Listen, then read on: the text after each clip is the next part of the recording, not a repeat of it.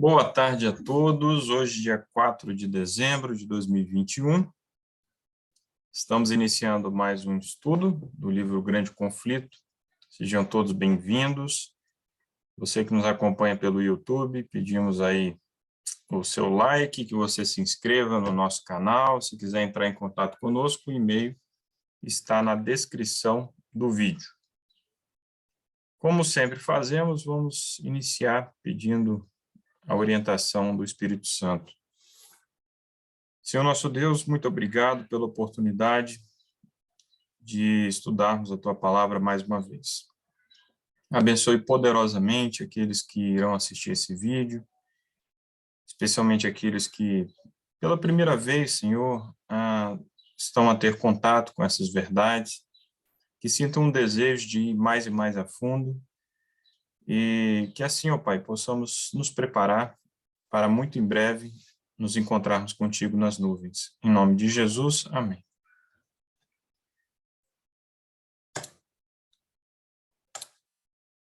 Muito bem, estamos na reta final do estudo do livro Grande Conflito. Seção A Única Salvaguarda, capítulo 38, O Último Convite Divino. Qual seria aí o último convite divino, hein? Alguém se lembra? Alguém pode aí adiantar? Qual que será o último convite de Deus à humanidade, hein?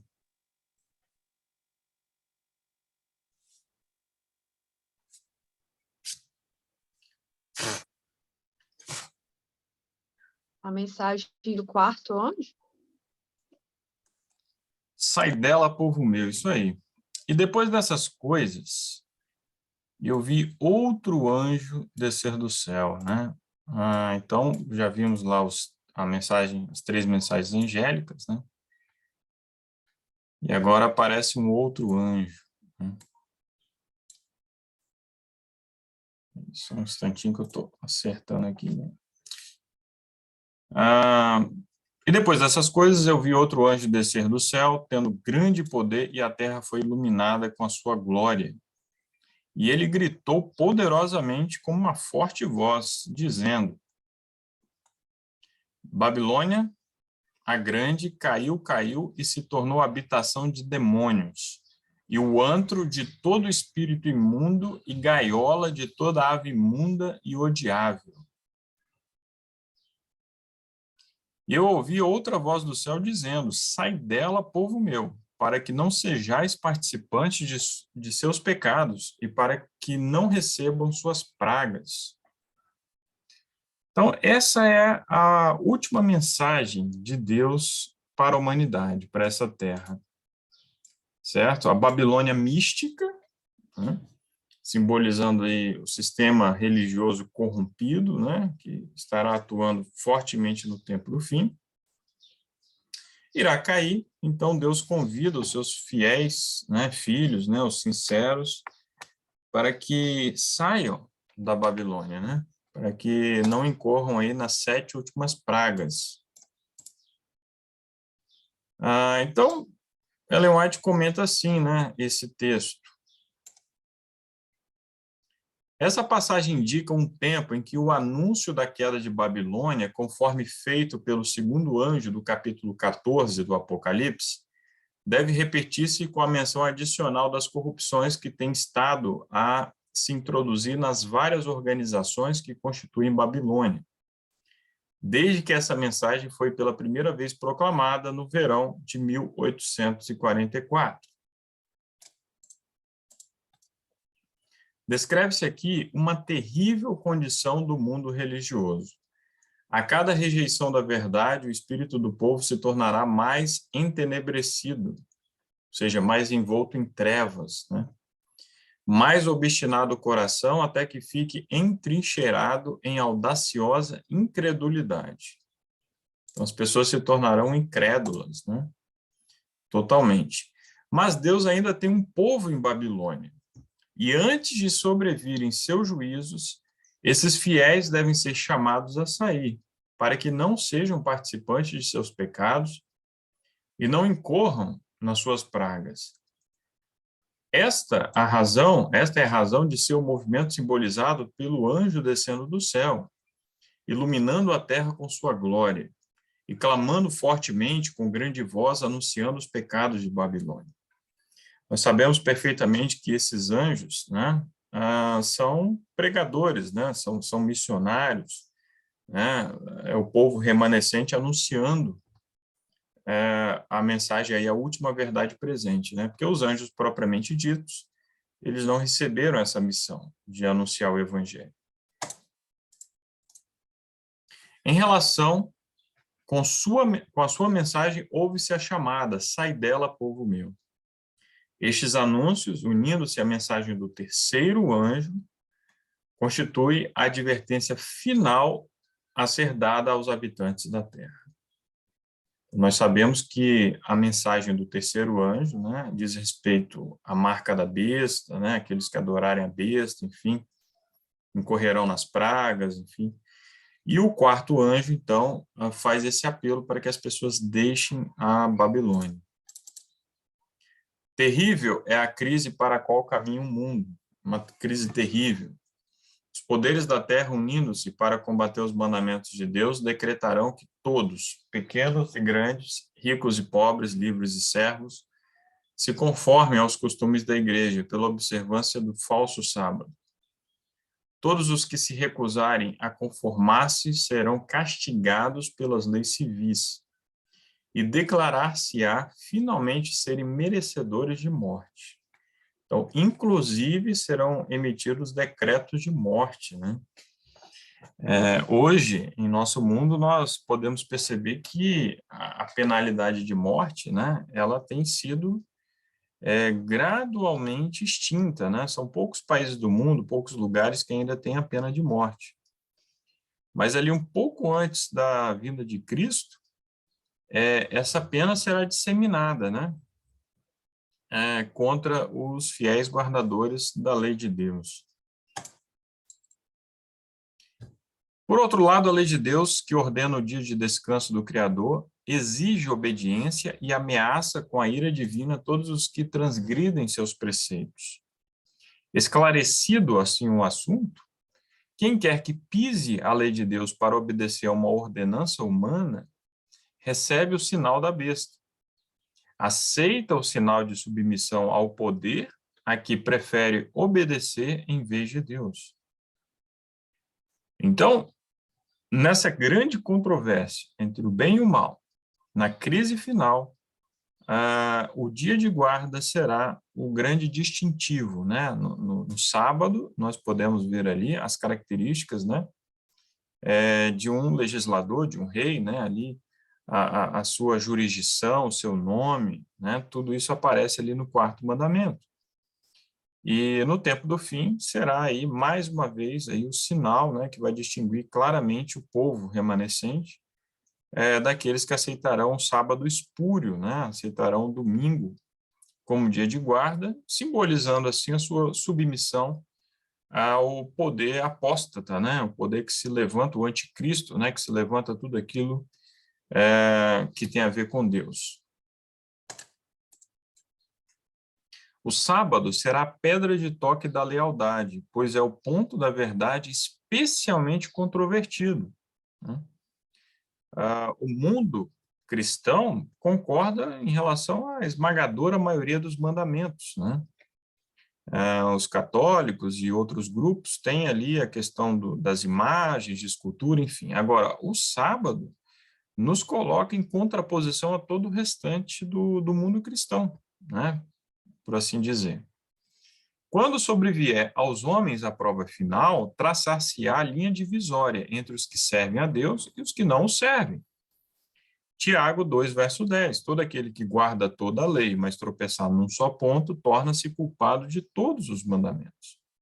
Certo? Então, essa questão será suficientemente esclarecida, será exposta, e todos terão a oportunidade de se posicionarem ao lado de Deus ou ao lado dos homens. Ao passo que a observância do sábado espúrio, ou seja, o domingo, Em conformidade com a lei do Estado, contrária ao quarto mandamento, será uma declaração de fidelidade ao poder que se acha em oposição a Deus. É a guarda do verdadeiro sábado, em obediência à lei divina, uma prova de lealdade para com o Criador.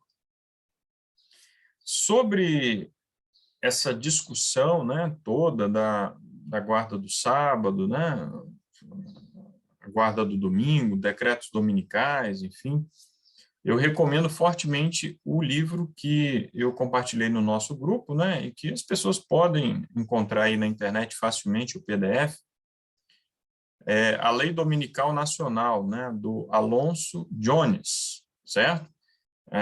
Compartilhei no nosso grupo também os áudios do livro, né? Quem preferir ouvir, né, poderá ouvir também o debate que esse irmão adventista, lá em 1888, né, ele levou, então, a uma comissão do Senado dos Estados Unidos essa discussão, ele ali defendendo o princípio, né, da separação entre igreja e Estado, em contraposição aos legisladores ali que queriam instituir o decreto dominical. É uma argumentação brilhante, a lógica ali que ele expõe é fantástica, baseia-se tanto na Bíblia quanto na lógica e também na Constituição dos Estados Unidos. Recomendo a todos que, então, tenham contato, né, com essa argumentação do Jones. Em todas as gerações, Deus tem enviado seus servos para repreender o pecado, tanto no mundo como na igreja. Mas o povo deseja que eles falem coisas agradáveis, e a verdade clara e pura não é aceita. Muitos reformadores, ao iniciarem seu trabalho, decidiram-se a exercer grande prudência ao atacar os pecados da igreja e da nação. Esperavam, pelo exemplo de uma vida cristã pura, fazer voltar o povo às doutrinas da Bíblia. Então vejam que coisa incrível, né? Ao longo da história, Deus levantou seus servos, né, profetas, enfim, reformadores, para repreenderem tanto o pecado do mundo como o pecado da igreja.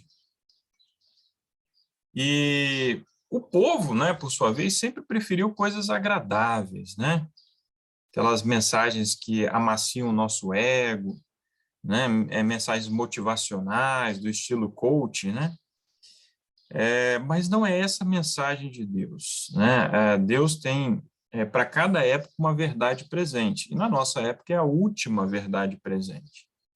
É um desafio tremendo, né? Repreender o pecado ali, apontar o dedo à Babilônia, apontar os erros dentro da nossa própria igreja, a necessidade de reforma, de reavivamento, mas é isso que Deus espera de nós, né? E, como ela fala aqui, apenas dar o testemunho, apenas exercer uma vida cristã exemplar, virtuosa, isso não é suficiente, não é apenas isso que Deus requer dos seus atalaias. O Espírito de Deus veio sobre ele, sobre todos esses reformadores, profetas, assim como viera sobre Elias, impelindo a repreender os pecados de um rei ímpio e de um povo apóstata. Não podiam conter-se de pregar as claras afirmações da Escritura sagrada, doutrinas que tinham sido relutantes em apresentar. Então, esses reformadores tinham relutado em apresentar essa mensagem, mas o Espírito de Deus os impeliu, né, a ir adiante, ensinar todas essas verdades aí. E, já que ela menciona Elias, né, lembre-se, Elias foi considerado o perturbador de Israel. Então, é assim que os filhos de Deus são considerados pelos ímpios aí deste mundo e pelos homens de Belial também que estão no meio do povo de Deus. Sentiam-se forçados a declarar zelosamente a verdade e o perigo que ameaçava as almas. As palavras que o Senhor lhes dava, eles a falavam, sem temer as consequências. E o povo era constrangido a ouvir a advertência, né? Sabemos que Elias é o grande arquétipo aí, né, dos profetas, dos reformadores, aí temos o segundo Elias, né, João Batista, e nós, no tempo do fim, né, nós somos o terceiro Elias, né? O Espírito de Profecia assim nos descreve, né? Então, todos eles pregaram sem temer ali as consequências, né? Lembra de João Batista lá reprovando Herodes pela relação adúltera ali que ele tinha, né? Assim será proclamada a mensagem do terceiro anjo. Os pecados de Babilônia serão revelados, os pecados de Babilônia serão expostos ao mundo, né? Os terríveis resultados da imposição das observâncias da igreja pela autoridade civil, as incursões do espiritismo, os furtivos, mas rápidos progressos do poder papal. Tudo será desmascarado. Não ficará ali pedra sobre pedra, certo? Tudo o que o anticristo tem promovido, né? Perseguindo o povo de Deus, misturando a verdade ao erro, promovendo o espiritismo, tudo isso será devidamente exposto, escancarado ali perante o mundo. O poder que acompanha a mensagem apenas enfurecerá os que a ela se opõem. Então, esse é um fenômeno que também se repete aí ao longo da história, né? Todos aqueles que se sentem incomodados, eles vão ficar enfurecidos, irados, né? Vão querer a morte, né? dos reformadores aí. O clero empregará esforços quase sobre-humanos para excluir a luz, receoso de que ilumine seus rebanhos. Por todos os meios ao seu alcance, esforçar-se-á para evitar todo estudo destes assuntos vitais. A Igreja apelará para o braço forte do poder civil, e nesta obra unir-se-ão romanistas e protestantes.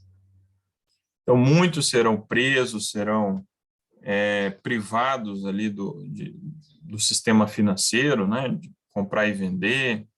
Ellen White fala até mesmo da escravidão, né, ao qual alguns serão submetidos, e depois, no extremo, o decreto de morte.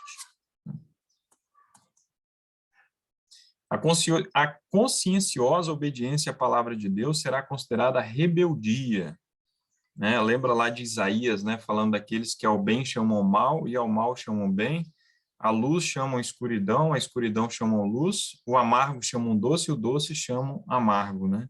É justamente isso aí. Cegado por Satanás, o pai exercerá aspereza e severidade para com o filho crente. O patrão ou patroa oprimirá o empregado, que observe os mandamentos. E aí uma pergunta que eu deixo aí para vocês, né? De todos os patrões aí do mundo, qual que certamente será o mais opressor, né? Por patrão aqui, entenda-se no sentido mais amplo, né? Ou seja, aquele indivíduo ou entidade, né, a qual a pessoa trabalha, né? Você tem aí uma sugestão? Na minha opinião, o que vai mais oprimir são os governos. Nós somos servidores públicos, esses serão os mais oprimidos. Exatamente. A perseguição, e isso ao longo da história a gente observa isso, tá? A perseguição começa ali no serviço público, certo? Foi assim, por exemplo, lá no Império Romano, tá? Quando a gente vai ali à igreja de Esmirna, fala ali dos 10 dias de tribulação, a perseguição que ocorreu entre o ano 303 até o ano 313, período da tetrarquia. E antes que a perseguição se generalizasse pelo Império Romano, ela começou justamente no serviço público, especialmente no exército, né? Então, os jovens, né, aqueles que estão pensando em escolher uma carreira nesse tempo que nós vivemos, né, e principalmente aqui no Brasil, o serviço público ele é muito atraente, né? Tem a questão da estabilidade, tem muitas vantagens, né? Os salários são acima da média aí, né, do mercado, por assim dizer. Porém, essa é uma questão muito séria a se pensar, né? ao se decidir, aí, ao se escolher uma profissão. Porque a perseguição começa no serviço público, né? E já tem começado, nós sabemos disso, né? E só depois, então, que ela se espalha pelo restante da sociedade. E a mão do Estado é uma mão muito pesada. É uma mão muito pesada, né? Bem, a afeição será alienada, né? As pessoas não vão encontrar empatia, afeição, filhos serão deserdados, expulsos do lar, né? Cumprir-se-ão literalmente as palavras de Paulo: todos os que piamente quiserem viver em Cristo Jesus padecerão perseguições. 2 Timóteo 3, verso 12.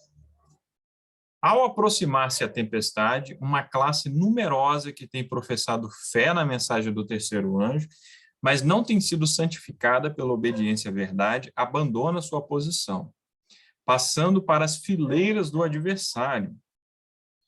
Temos aqui o fenômeno da apostasia, né? Sacudidura.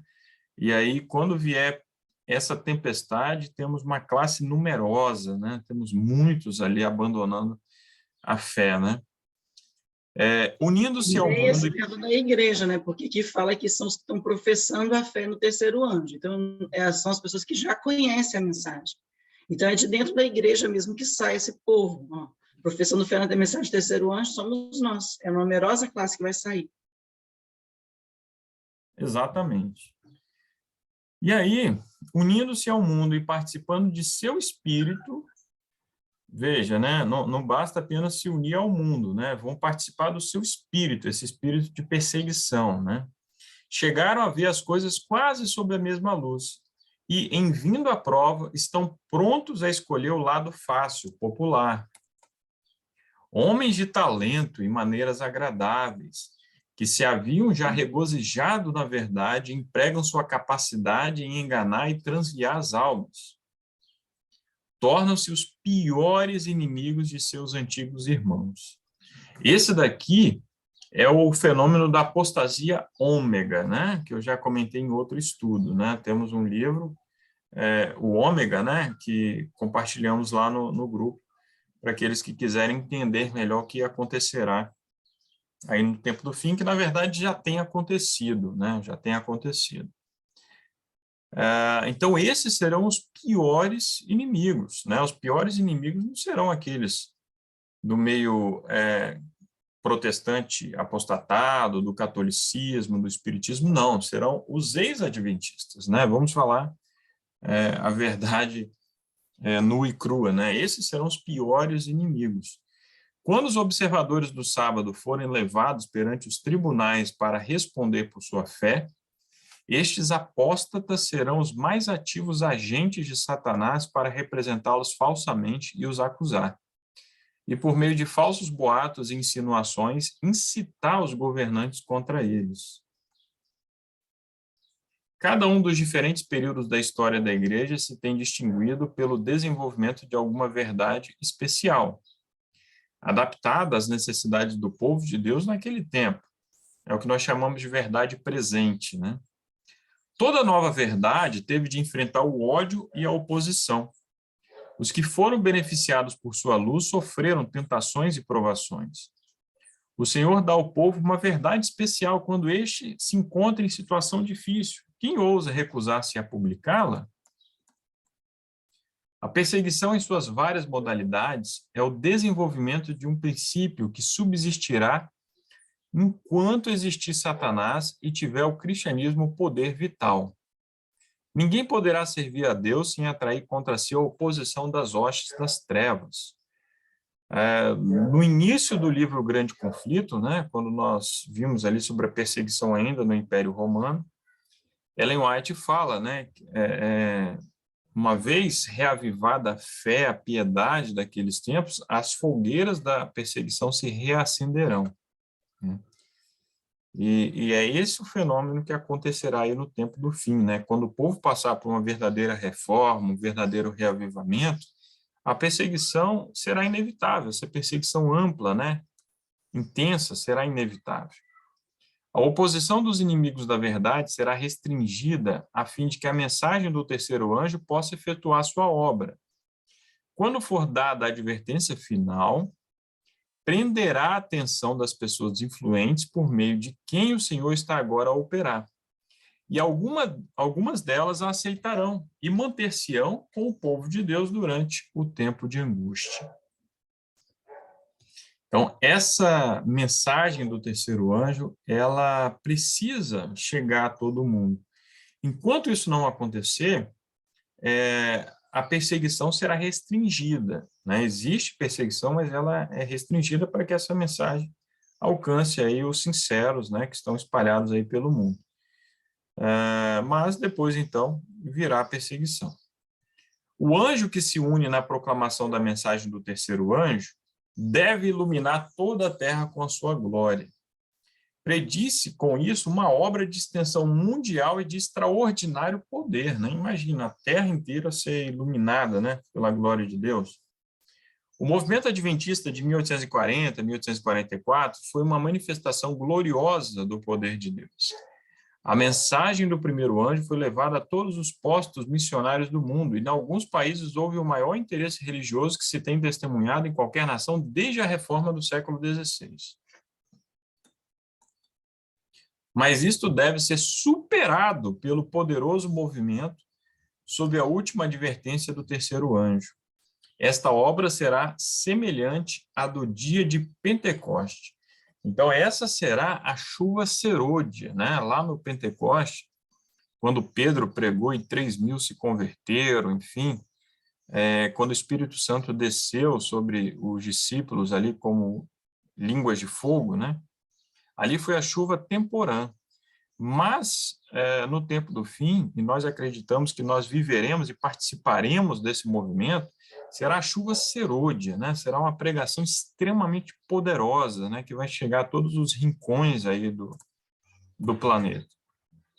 Servos de Deus com o rosto iluminado, né? Eu me lembro de Moisés, né? Quando Moisés desceu lá do Monte Sinai, o rosto dele estava iluminado, né? As pessoas percebiam isso. Servos de Deus, com o rosto iluminado e a resplandecer de santa consagração, apressar-se-ão de um lugar para o outro para proclamar a mensagem do céu. Por milhares de vozes, em toda a extensão da terra, será dada a advertência. Operar-se-ão prodígios, os doentes serão curados, e sinais e maravilhas seguirão aos crentes. Satanás também opera com prodígios de mentira, fazendo mesmo descer fogo do céu à vista dos homens. Então, vejam o cenário aí do grande conflito, né? O mesmo cenário do Armagedon, né? Um grande conflito entre o bem e o mal, e o sobrenatural aí, tanto de um lado quanto do outro, né? Assim como foi lá também com Moisés, perante o faraó, né? Moisés realizava ali milagres, prodígios, né? Vinham as pragas, e os magos ali, os encantadores, os feiticeiros, eles reproduziam, ou pelo menos aparentemente, né, aos olhos ali das pessoas, eles conseguiam reproduzir alguns desses prodígios também. Assim, os habitantes da terra serão levados a decidir-se, né? As pessoas terão a oportunidade de escolherem o seu lado aí. A mensagem há de ser levada não tanto por argumentos.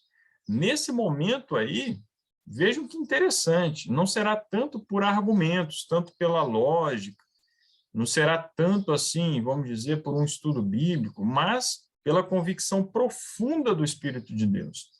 Será o Espírito de Deus que irá adiante, abrindo as portas, tocando os corações, porque os argumentos já foram apresentados.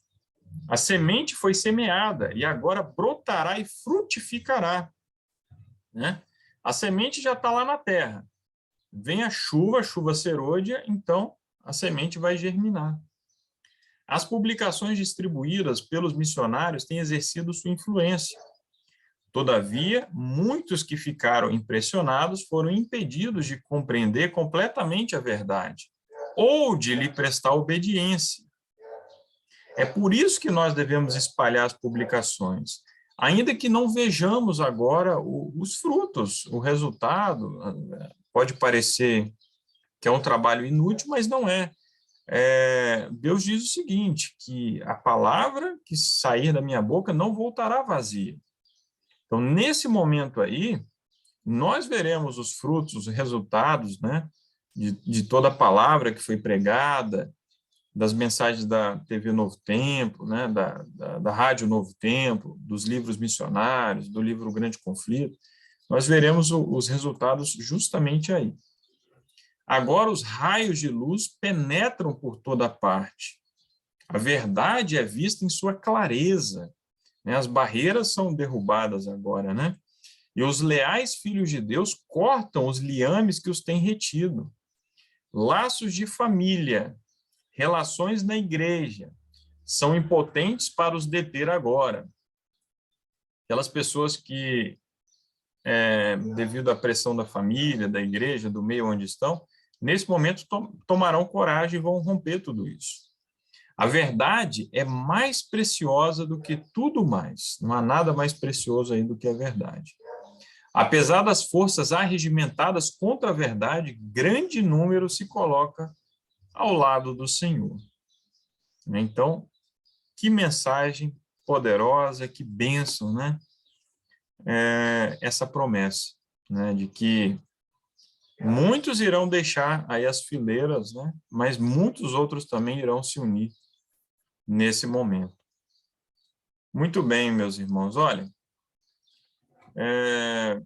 eu costumo trazer aí alguma imagem ao final do estudo, né? E eu me lembrei aí da nossa galeria de honra, né? Nós temos missionários aí que pagaram com a própria vida, né, o fato de irem pregar em terras distantes, né, sobre o amor de Deus, essa última verdade presente, né? E através do estudo de hoje eu refleti, né, mais uma vez que o sangue desses mártires, todo o seu esforço aí não foi em vão, né? E por mais que hoje a incredulidade, né, como Ellen White fala, né, impere aí pelo mundo, mas no alto clamor, que é esse movimento que nós vimos aí, muitos irão ali receber a chuva serôdia e essa pregação chegará aí a todos os cantos do planeta e muitos irão aceitar essa mensagem, né? Essa jovem que vocês estão vendo aí é uma estudante missionária, né, que foi dedicar a vida dela, foi dedicar as férias dela, né, melhor dizendo, lá nessa ilha ali, ó, chamada Iap, que integra ali a Micronésia, né? Estamos aí no Pacífico Norte, né?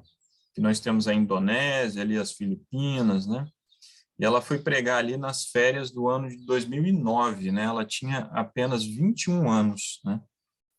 E ela foi atacada, né? Ela estava andando numa estrada, ela foi derrubada por um homem que estava de bicicleta, ela foi a seguir esfaqueada até a morte, né? Kirsten Walcott, o nome dela aqui, uma imagem dela, né? Lá no seu trabalho missionário, né? Atuando ali. E como ela, muitos outros, né? Tem um vídeo que eu compartilhei no YouTube, você pode procurar lá depois, Adventistas Mortos em Missão. Fala lá da nossa galeria de honra, né? Todos aqueles que já pagaram com a própria vida, né, por pregar essa verdade aí pelo mundo. Então, que o exemplo deles, né, nos inspire. Muito bem, se alguém tiver aí algum comentário, essas foram as nossas considerações aí do estudo de hoje. Rafael, queria tô muito descabelada. Queria esclarecer aqui, então. O quarto anjo vai ser a mensagem de Deus amplamente pregada, a chuva serôdia. Eu estava lendo algumas considerações no livro Pelo Sangue do Cordeiro, aí fala que nessa época a verdade, a Igreja de Deus e a verdade vão ser notícia em todos os canais de televisão, rádios, jornais, revistas, internet, redes sociais. Então, quer dizer que toda a mídia vai estar disponível pregando a verdade. Todas as pessoas vão ter a verdade nas mãos. É isso? Exatamente, exatamente. Todos poderão, então, tomar sua decisão de forma consciente. É importante você ter destacado isso porque antes dessa advertência, antes que todos tenham condições aí de se posicionar, não há marca da besta, certo? Uhum. Então, existe o sábado espúrio, ele é guardado aí por milhões de pessoas, né, no domingo, enfim, mas isso ainda não significa que essas pessoas aceitaram a marca da besta. Será a partir desse momento aí da pregação do quarto anjo, né, esse alto clamor, que todos, então, poderão ver claramente, não terão ali nenhuma barreira ali perante os olhos, enfim, as pessoas terão condições de tomar sua decisão. E aí sim, a partir dali, aqueles que continuarem, né, receberão a marca da besta. A mensagem dos 3 anjos, elas começaram a ser proclamadas em 1844? Começaram ali com Guilherme Miller, né, a pregação de Guilherme Miller a partir de 1831, né, em diante. Ellen White destaca ali o ano de 1840, né, como um ano de pregação assim, mais intensa do movimento millerita. Então, elas começam ali a ser pregadas ali e elas vão cada vez mais sendo pregadas com intensidade, né? Até que nesse movimento final aí do alto clamor, elas chegarão a todos os cantos do planeta, né? O quarto anjo que eu li, ele vai dar um volume, assim, sem precedentes para a mensagem dos 3 anjos. E aí, essa profecia ainda vai se cumprir, certo? E aí essa profecia ela vai continuar até o fechamento da porta da graça e a queda das 7 pragas. É isso? Isso. As 7 pragas, as 7 últimas pragas, elas caem depois do fechamento da porta da graça. Sim. Né? Uhum. Elas não têm o objetivo de levar ninguém assim ao arrependimento e tal. Elas servem para provar que o joio é joio. Então, aqueles que receberão essas pragas vão se endurecer ainda mais, vão se tornar ainda mais incrédulos, mais perseguidores, né? Então, é essa a sequência mesmo, né? E lembrando que as trombetas, né, que soaram aí ao longo da história são juízos de advertência, né? Então, aqueles que se atentaram para as 7 trombetas, né, para o seu significado, as suas advertências, não incorrerão nas 7 últimas pragas. Perfeito. E aí, no livro é interessante que fala que, como você disse, o quarto anjo são mensageiros, somos nós, né, o povo. Uhum. Essas pessoas, nós, né, se nós estivermos vivos nessa época, serão pessoas que vão ser consideradas as pessoas mais sábias. E aí dá o exemplo de Daniel, quando apareceu umas palavras escritas por uma mão na parede, e não tinha ninguém que pudesse desvendar, e aí a mãe do rei, ela falou que caracterizou Daniel com as características que podem ser ditas das pessoas desses últimos dias. Há no teu reino um homem que tem o espírito dos deuses santos. Nos dias de teu pai se achou nele luz, inteligência, sabedoria, como a sabedoria dos deuses. Teu pai, o rei Nabucodonosor, sim, teu pai, ó rei, o constituiu o chefe dos magos. Porquanto tinha espírito excelente, conhecimento, inteligência, interpretação de sonhos, declaração de enigmas e solução de casos difíceis de se acharem neste Daniel. Chame, pois, a Daniel, e ele dará a interpretação. Então, a coragem, sabedoria de Daniel é uma das características dessas pessoas, e a vida limpa e imaculada dele também. Quando inimigos dele tentaram achar alguma coisa contra ele para o destruir, eles não acharam nada, então eles tiveram que inventar alguma coisa para poder derrubar Daniel e não conseguiram.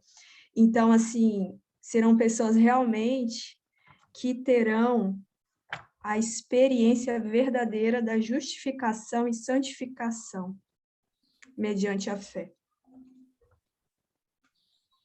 Exatamente, exatamente. E eu gostaria de também falar de um outro livro, tá? Aqueles que são membros assim mais antigos conhecem mais, né? Conhecem mais, porque mais recentemente assim um livro que eu noto assim que caiu um pouco em esquecimento, embora ainda seja publicado pela CPB, que é esse livrinho aqui, ó, A Vitória da Igreja na Crise Final, né? Fernando Chaij, né?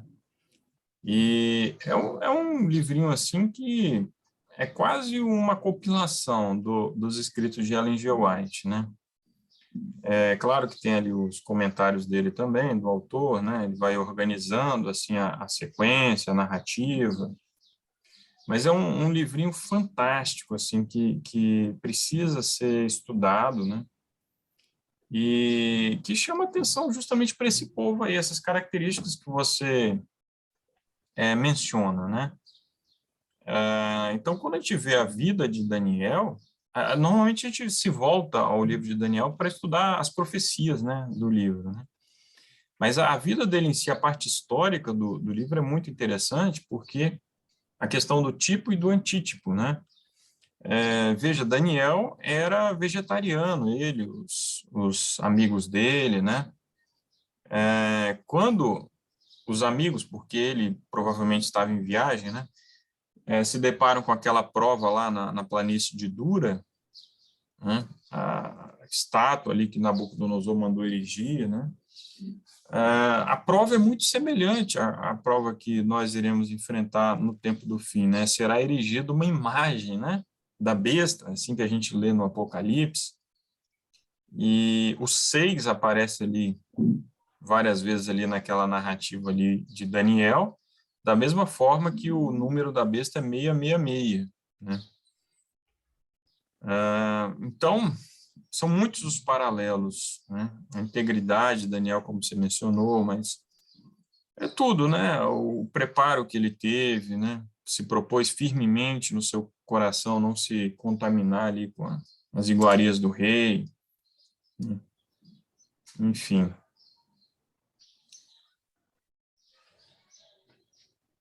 É isso, eu estava dando uma olhada ali, temos algumas citações no chat, né? Reforçando as citações que nós já lemos, tem ali da página 604, né? Em relação com a sua última mensagem, ouve-se a chamada, sai dela, povo meu. Estes anúncios, unindo-se à mensagem do terceiro anjo, constituem a advertência final a ser dada aos habitantes da terra.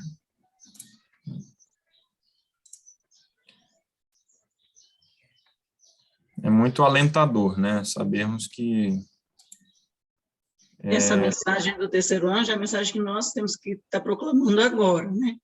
Então, na hora que a chuva cerúlea for derramada, o quarto anjo ele se junta a nós e nós vamos pregar com mais intensidade, não é isso? E eu achei interessante essa passagem do 605, é que fala assim, que cada qual receberá esclarecimento bastante para fazer inteligentemente a sua decisão. As pessoas elas vão decidir de que lado elas vão estar, mas é uma decisão inteligente, não é uma coisa assim, pelo costume eu vou, pela maioria estiver fazendo, eu vou fazer. Não. Elas vão ser colocadas diante de situações em que elas vão ter que decidir inteligentemente, com raciocínio, qual é a decisão que elas querem tomar, né? Então, ninguém vai ser selado com o selo da besta ou com o selo de Deus sem ter o conhecimento inteligente, uma decisão racional. Eu quero servir a Deus ou eu quero servir ao diabo?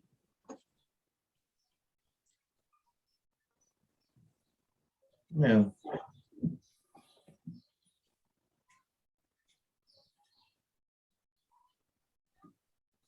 Depois do fechamento da Porta da Graça, Tem um texto em Apocalipse 17 que fala que os 10 chifres e a besta vão odiar a meretriz, vão destruir a meretriz, né? Deus vai usar os próprios inimigos para destruir os inimigos. Aí os olhos deles vão se abrir, mas não vai ter mais oportunidade. Mas também não é uma coisa sincera, né? Quando eles descobrirem o lado deles, assim, que eles foram enganados, que eles estão errados. Não vai ser algo sincero, né? Também É um não. remorso, não é um arrependimento. É a mesma coisa que Satanás sentiu, né? Quando Satanás foi expulso do céu, ele sentiu um remorso de perder o que ele tinha ali, mas não um arrependimento. Foi dado, né, a ele a oportunidade de arrependimento, mas ele não sentiu. Judas também, né? Quando ele vê Cristo sendo crucificado, ele vai lá e se mata, não é por arrependimento de ter vendido o Salvador, é por remorso.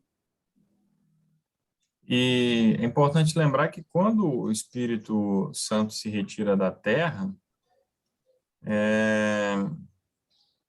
o ser humano se torna muito mal, muito cruel, né?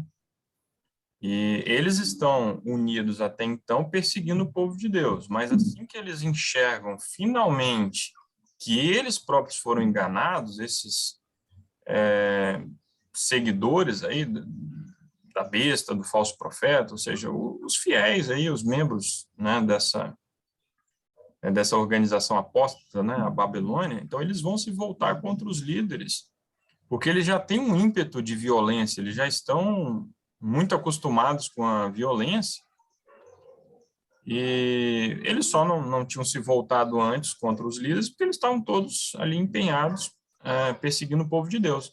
Se veem enganados, então agora eles voltam à violência contra os seus próprios líderes, né?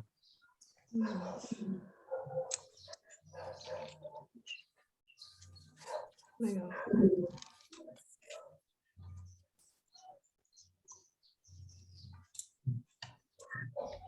O vídeo que eu tinha falado é esse daqui, tá? Para reforçar os adventistas mortos em missão, tá?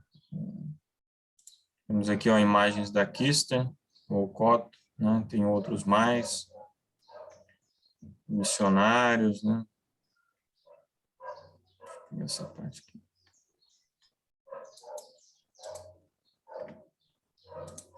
Perfeito. Ao longo dos anos, milhares de adventistas do sétimo dia sofreram por causa da sua fé cristã. Foram ameaçados, espancados, recusaram-lhes a educação, foram forçados a abandonar as suas casas, enviados para a prisão, foram assassinados, algumas vezes pelas mãos daqueles que estavam a tentar salvar.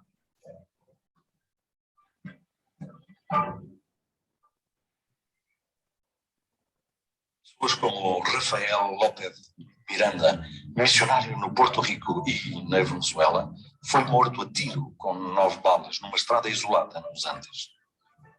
Fortino Sánchez, um comportor que foi abatido a tiro por um bando enfurecido fora da cidade de Tepango.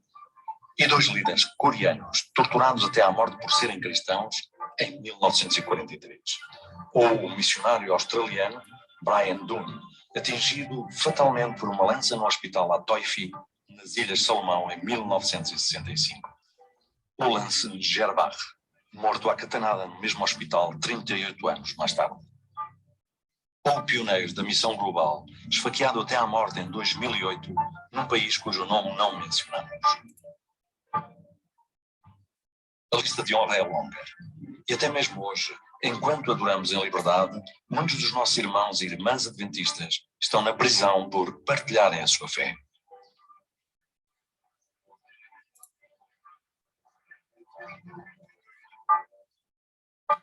Que possamos dizer juntamente com eles e com o apóstolo Paulo: combati o bom combate, acabei a carreira, guardei a fé.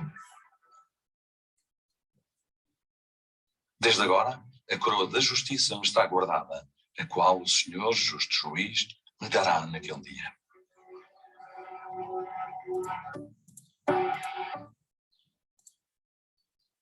Muito bem, é isso aí.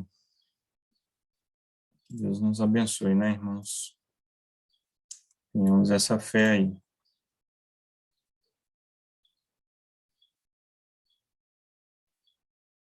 Mais algum comentário, alguma consideração? Vamos finalizar então. Tatiane, pode orar?